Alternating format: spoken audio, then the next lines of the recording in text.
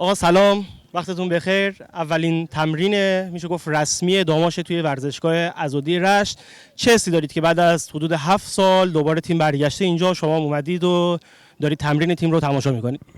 عرض سلام، خسته نباشید دارم خدمت شما. به هر حال خوشحالی داریم بابت اینکه بعد از سالها برگشتیم به عضدی، ولی خب بازم کمی کاسی‌هایی توی ورزشگاه وجود داره. امیدواریم که زودتر اینا برطرف بشه که بتونیم شرایط کامل میزبانی داشته باشیم اینجا. ممنون هستم ازت. داماش فردا با مس کرمان همینجا بازی داره. پیش بینیت از نتیجه این بازی چی؟ پیش بینی دقیقت بازی چند میشه؟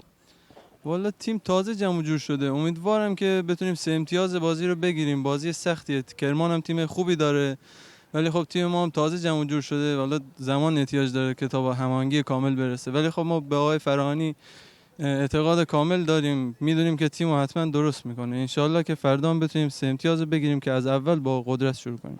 3 امتیاز رو بگیریم نتیجه دقیق نیست، بازی چند میشه؟ انشالله 2-0 میزنیم.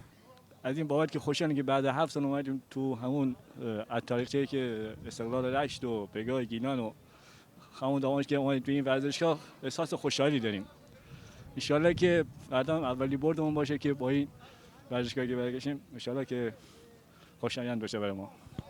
به نظرت نتیجه بازی داماش مقابل مس کرمان دقیق چند میشه؟ دقیق بگم ما 2-0 ان 2-0 میزنیم 100%.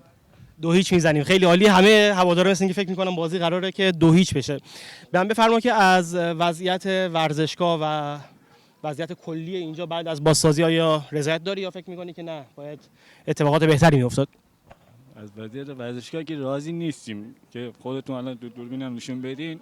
سمت چپ ورزشگاه اگه نگاه کنید رو سرکوه جای خالیه، بعد خشونت خوبم نداره برای استانمون. با این وضعیت انشالله مسئولین رو یه خود همت کنن که اون تیکه ورزشگاه هم درست کنه با امید خدا.